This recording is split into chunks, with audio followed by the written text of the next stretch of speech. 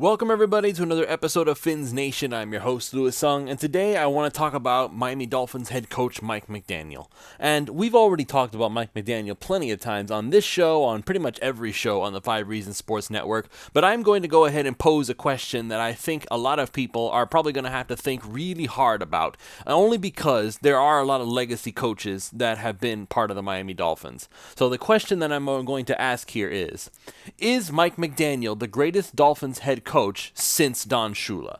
Now, just before anybody has a freak out, remember what I just said. Since Don Shula. I would not even dare to presume that Mike McDaniel can even hold a candle to Don Shula. As far as I'm concerned, he's one of the greatest coaches of all time, if not the greatest coach of all time in the NFL. But as far as Dolphins history goes, there's been a few coaches to choose from, and I'm going to go ahead and just go and do a brief overview on every single one of them that I can remember. Obviously, Jimmy Johnson is a little bit before my time, but I do at least remember a part of the legacy of Jimmy Johnson, and I'm just going to go ahead and break down my thoughts. So before that, really quick though, just want to go ahead and mention that this show is brought to you by U-Brake Wheel Fix. U-Brake Wheel Fix is the complete automotive wheel solution. Ever parked too close to the sidewalk curb? U-Brake Wheel Fix specializes in the repair of damaged wheels from bends, cracks, and curb rash. Or maybe your wheels are faded or peeling. You don't need to replace them, as U-Brake Wheel Fix can refinish them to like new.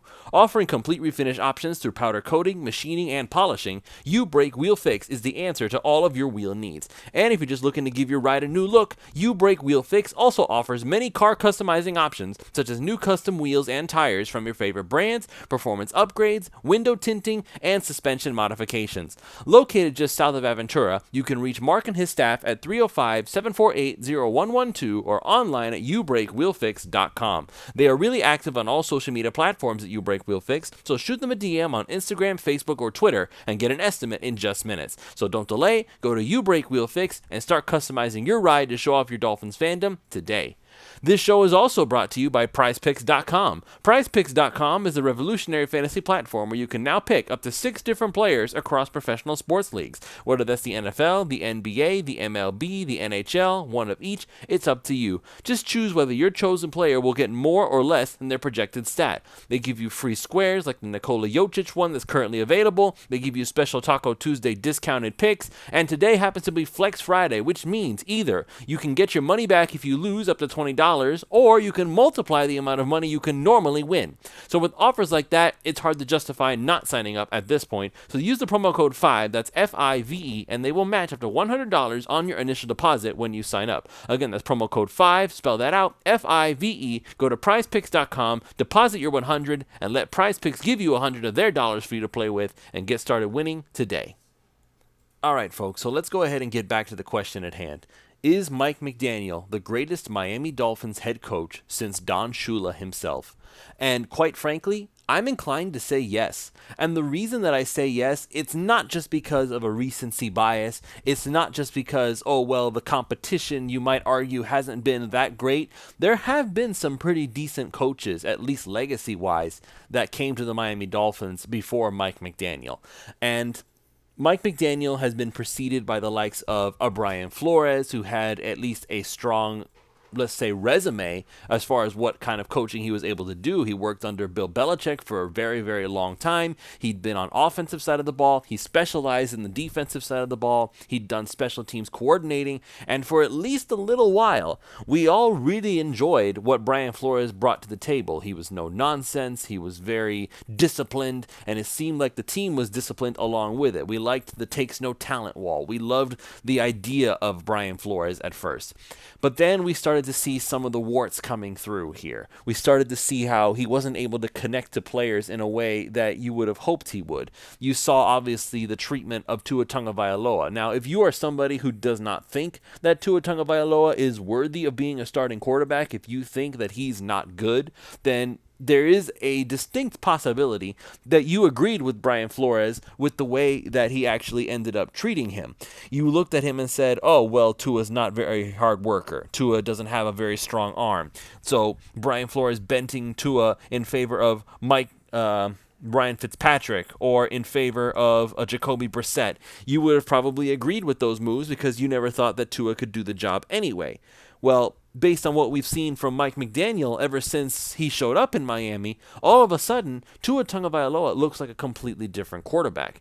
And anybody who disagrees with that, I would say, is letting bias go ahead and cloud their judgment. Because if you remember what Tua was when Brian Flores was in town, Tua in some ways seemed disinterested. In some ways, he seemed like he did not want to be a part of this. He seemed to be going out of his way to show everybody, hey, whatever nonsense you think is being spewed out there about me, I'm fine. Because I still remember against the Baltimore Ravens, I believe it was, they went ahead and they started Jacoby Brissett. So that was how it started. And the argument against Tua was that, oh, he still has a thumb injury, but don't worry, he'll be active as the backup. So things did not go well for the Dolphins. Jacoby Brissett could not get the job done. Tua comes in, and all of a sudden the offense looks a lot different, and he's actually throwing a lot better than even Jacoby Brissett was. So what was the problem with the thumb exactly, other than the fact that Brian Flores just did not want Tua to be playing, period? Then there was the whole Deshaun Watson drama that was just looming over the Miami Dolphins like a dark cloud. Were the Dolphins interested in Deshaun Watson, this supposedly incredible quarterback who on the field had done incredible things, but now had this just dark cloud of ugliness that was all around him with this whole legal drama? Is he somebody who is... I don't even want to say the word because I'm afraid I might get demonetized for it. But essentially, he takes advantage of women in the worst ways. And honestly, just the idea that the Cleveland Browns signed him to as much money as they ultimately did, it sickens me. And in a way, it's also very karma because now the Browns are stuck with him. And last season, he was absolutely god-awful when he finally got onto the field. Ironically enough, Jacoby Brissett, who went and signed with the Cleveland Browns after leaving Miami, looked to be a lot better than Deshaun Watson, but they couldn't bench him. They had already dedicated all this money to him, all of this guaranteed money to him. So congratulations, Cleveland Browns, and thank you, Cleveland Browns, for taking away this nonsense and letting us have Tua Tagovailoa. Anybody out there who thinks that Deshaun Watson still would have been the better option, I'm hoping you are realizing that maybe it's time you should eat your words, because I don't think even the Browns would have minded getting Tua Tagovailoa at this point. I bet you they wish they could make that trade, because Tua is obviously a lot better right now than Deshaun Watson. Now, there are some people who don't think that, but I'm not going to get into that right this second. That's probably a topic for another show. We're talking about the head coaches. So, what did Brian Flores bring to the table?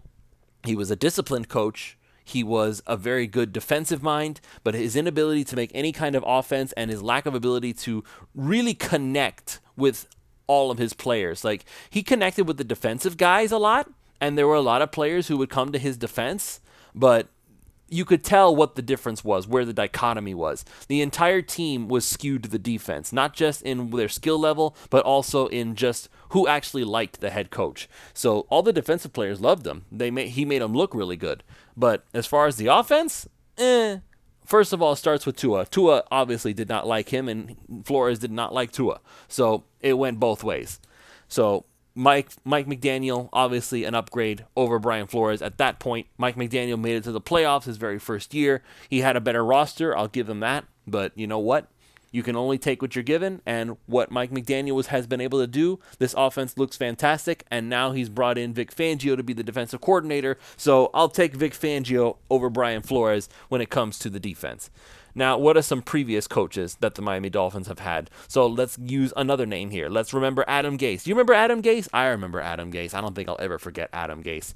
Adam Gase made it to the playoffs too, if you remember. In 2016, the Miami Dolphins made it to the playoffs for the first time in a very long time, since 2008, with Chad Pennington as the quarterback. Now here comes Ryan Tannehill. They finally make it to the playoffs. Well, technically they didn't. Matt Moore pushed them over the finish line. Ryan Tannehill had gotten hurt thanks to a certain bad play by Calais Campbell. So that was not exactly fun to watch, because Ryan Tannehill had finally managed to get this close to finally making it to the playoffs for the first time in his career, and it got cut short because some guy decided to go low when he shouldn't have gone low. But nevertheless, here we are. We're talking about Adam Gase. So Adam Gase, he loves to throw the football, right? In fact, he loves to throw the football so much that he was very begrudging handing the ball off to Jay Ajayi, even though Jay Ajayi had run for literally over 200 yards in 2 different games. You would think with results like that, he'd be all over that. Yeah, we'll become a running team. Why not? We're literally going to over 200 yards rushing with one guy in multiple games. That should be enough to convince a head coach to go ahead and change his philosophy, but no. See, this is the thing with Adam Gase. At first, we liked Adam Gase. I remember why we liked Adam Gase, too. First of all, there was this whole reputation that he had. Peyton Manning loved Adam Gase. Peyton Manning said that Adam Gase was probably the smartest coach that he'd ever been around. He was the guy who was given credit for helping Peyton Manning reach one of his greatest years ever when he went to Denver. First of all, he's Peyton Manning. I feel like that having Peyton Manning have an incredible year, I feel like there should be an asterisk with any coach that gets any kind of credit for that because he's still Peyton Manning. He was already a Hall of Fame quarterback, even if he had never actually made it to Denver. He had won a Super Bowl. He was one of the greatest quarterbacks to ever play the game before he even made it to Denver. So I don't want to hear about any more about how Adam Gase was some kind of incredible guru. We have long since passed that. But we all thought that he was one. We thought he was going to be able to fix Ryan Tannehill in the same way that he supposedly fixed Peyton Manning. See, that's the thing. You think about it. He fixed Peyton Manning. That's not at all even a sentence that should ever be said. Nobody needed to fix Peyton Manning. Peyton Manning is a Hall of Fame quarterback, so he didn't need fixing. That's like asking somebody to come in and fix Dan Marino. He didn't need fixing. He was just fine. He was Dan Marino, for God's sakes. So we believed that he was going to come in and make Ryan Tannehill look incredible. He was going to make one of the best offenses that we had ever seen. But that's still not what happened. What ended up happening was Adam Gase went off the deep end, it feels like, and he started to argue with everybody around him when the Miami Dolphins did not find the success that he felt like they should have been having. He was holding players accountable, yeah, but eventually that turned into throwing players under the bus. He would look at Kenny Stills and say he needs to play harder. Okay, you know what, dude? That's not something you say in a press conference. Why would you say that in open press conference and basically say, it's not my fault my players stink, they're not putting forth the effort that they need to be doing? And then he went to the New York Jets, and Jets fans thought the Dolphins had made a mistake when they fired him. They were upbeat, they were excited, they were like, oh my God, why would they let go of Adam Gase? He's going to come in and fix the New York Jets. He did not last long with the New York Jets, and of course the infamous taco gif where his eyes are just wandering around the introductory press conference like and somebody put a taco there like, oh, he's following the taco around, look at old taco eyes, Adam Gase. It was hysterical for us Dolphins fans because we had warned Jets fans, you are not going to like this guy, I promise you you're not. We've already been through this song and dance, and sure enough, he didn't last long with the Jets. So I don't even know where Adam Gase is at this point. I'd have to look it up, but I know he's not in the NFL anywhere. He doesn't belong here. Adam Gase was probably one of the biggest mistakes the Dolphins had ever made. We have other guys who are on that list as well. Joe Philbin. I can't forget about Joe Philbin. Joe Philbin was the first one who got to coach with Ryan Tannehill. Ryan Tannehill, poor kid. Really poor kid. Joe Philbin. Again, this is another one of those situations where an offensive coordinator who is working with a Hall of Fame quarterback is suddenly given credit that he is not due, and everybody looked at Joe Philbin and they expected him, hey, you know what? You'll be able to fix this whole mess, right? You'll be able to make an incredible offense. You worked with Aaron Rodgers. You're the offensive coordinator. You must be really smart. And obviously, we know what happened. First of all, Joe Philbin is probably the most boring NFL coach that I have ever seen in my entire life. For the past few years, he's been working with the Dallas Cowboys. Now he's moving on to another job. But it's just, when you listen to Joe Philbin talk, and even when Joe Philbin was trying to have fun, who can forget that awful video of Joe Philbin badly singing on stage in a top hat with karaoke around his players, and we thought that this was the absolute cheesiest thing that I had ever seen in my life, because here's Joe Philbin trying to be hip and trying to be cool, and we all know he's not. That's just it. That's the thing about it that bothered everybody. It's like, we know this is not who you are. You are boring. You are bland. When you talk, people go to sleep. That's the kind of coach that you are. And so you going up there on stage and acting like you're this fun guy, it's so disingenuous. It's such a lie. And that's why everybody didn't like him. He was the guy who was like, oh, you're going to pick up the gum wrappers on the practice field after all is said and done. You're trying to impose discipline where honestly there doesn't need to be any discipline at this point. You already have a disciplined football team. You don't need to be this high school teacher giving kids detention if they don't behave themselves. That's what Joe Philbin felt like. And as far as his actual business decisions, his football acumen, a lot of that went into question too, because Joe Philbin did not have a very good coaching career with the Dolphins. It was just miserable to watch from start to finish. Now, some people will say, well, that's Ryan Tannehill's fault. Ryan Tannehill was never as good as everybody pretended he was. Even if you believe that, I'm not exactly a all-out ride or die with Ryan Tannehill guy anymore, but I still think he's better than people give him credit for, because he did play very well in spurts with the Miami Dolphins at times. It wasn't always the case, but there were plenty of options for Ryan Tannehill to learn and grow and become a better player. It didn't always happen, but when it did, it was like, wow, this is Ryan Tannehill at his best, huh? Pretty impressive. But as for Joe Philbin himself, again, this whole thing was just awful and boring from start to finish. I remember when the Miami Dolphins ended up bringing in Bill Lazor to be the offensive coordinator. Bill Lazor was a quarterback whisperer. He was going to fix Ryan Tannehill. See, again, that's the same thing. He has to fix Ryan Tannehill. How about you just make a good offense? Let's start with that. Make a good offense. And instead, it was probably one of the most predictable things that we had ever seen in our lives, and it was terrible. It was awful. And whoever, he was making these decisions that we were just looking at and being like, why would you do that in that situation? That's a terrible idea. And so, once again, we keep going backwards and backwards. We go to Dave Wanstead. We go to Tony Sparano. Tony Sparano is probably the only guy on this list that I feel like could compete with Mike McDaniel at this point, because he was probably the only one. He was with the Chad Pennington era. They actually made the playoffs with Chad Pennington at quarterback. And the offense actually looked fairly decent with Ronnie Brown and Ricky Williams in the backfield. The defense was still absolutely solid. Tony Sparano had a certain charisma, a certain energy about him. He loved the game of football. He loved coaching the game of football, and that resonated with a lot of people. So when he got fired, Tony Sparano, I felt a little bit upset about it, because I thought, hey, you know what? He's getting a bad rap here. He has Chad Henne. You want to talk about bad quarterback. You think Ryan Tannehill ruined the jobs of Joe Philbin, Adam Gase, and whoever else? Talk about Chad Henne destroying Tony Sparano. And poor guy, rest in peace. Just, he could not catch a break. Chad Henne just was not the guy for the Miami Dolphins at all. He had himself a terrific career as a backup. I'll give Chad Henne that. But as a starter, nah. That just wasn't a good idea. So once again, here we are. We have Mike McDaniel.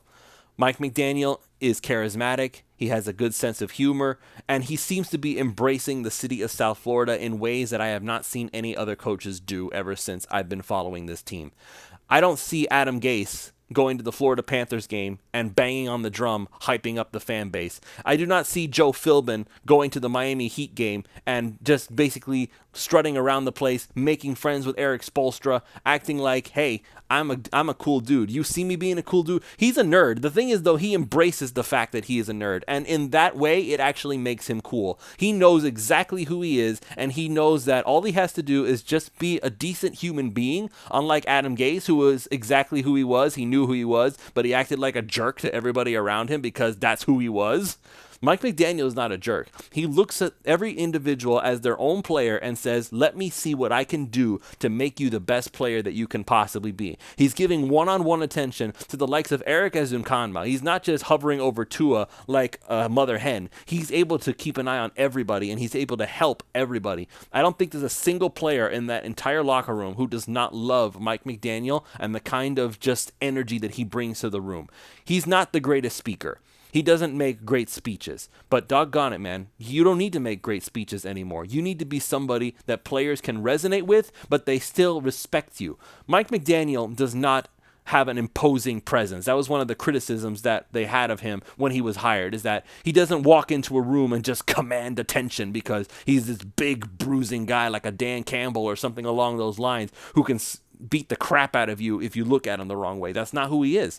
But what he does have is just such a level of football intelligence and such a level of knowledge of the game, but also a love of the game in ways that other players don't. We heard about Adam Gase. Adam Gase missed the birth of his own child almost because of Peyton Manning and wanting to make sure he covers film. That's a little bit over obsessive, and honestly, I feel like that just is unnecessary. So that's just him being ridiculous. But the difference between Adam Gase and Mike McDaniel is that McDaniel balances his love of football and the hard work that he puts in with just being human. And those two combinations, and plus the ability to be able to look himself in the mirror and say, you know what, maybe I need to fix this about myself before I go and start blaming my players. Adam Gase started to blame himself for a little while, but he ended up starting to blame others instead. And that's not something I've ever seen Mike McDaniel do. Everything is, it's me first. I'm going to figure out how to fix this problem. It's on me right now. We could have done better here. We could have done better there. But honestly, it's on me to make sure that these guys are prepared. Answers like that, they're very cookie cutter. But in many ways, the way that he says it, it comes across as sincere. So with all of that being said, I feel like that is why I think Mike McDaniel is, quite frankly, the best Miami Dolphins head coach since Don Shula. So I put him over Jimmy Johnson, who had a very storied career with the Cowboys, but when he came to Miami, his heart just wasn't in it. He even admitted as such that his heart wasn't in it, so I can't put him there. Dave Wanstad, he had a good resume. He worked with Jimmy Johnson, but ultimately it just didn't work out with him either. But then you have, of course, Tony Sperano. He was part of that. You had Joe Philbin, Adam Gase, Brian Flores. There's probably one other guy at least that I'm missing. Dan Campbell, when he was the interim head coach. He wasn't ready for the job yet. He was fun, but he wasn't ready for the job yet. He's ready now, I would say, with the Detroit Lions. But back when he was with the Dolphins, no, I'm just not seeing it. So there have been a lot of options there. And I think that of all the coaches that the Miami Dolphins have had since Don Shula, Mike McDaniel is already the best guy because he's gotten results already early on in his career. Yes, he has a lot of talent, but you know what? So did Don Shula when he was the coach. And you know what? Just listening to him talk, being around him, and the fact that he embraces the city of South Florida like no other coach I've seen, that makes him the best in my book. And I'm really looking forward to him having a long, storied career with the Miami Dolphins. Even if he doesn't have a winning record every single year, I'm getting sick and tired of this whole concept of if the Dolphins don't make the playoffs, the coach deserves to be fired. That's not how it is with with Mike McDaniel. Mike McDaniel deserves to be in Miami for a very long time. I am already convinced that he's earned it.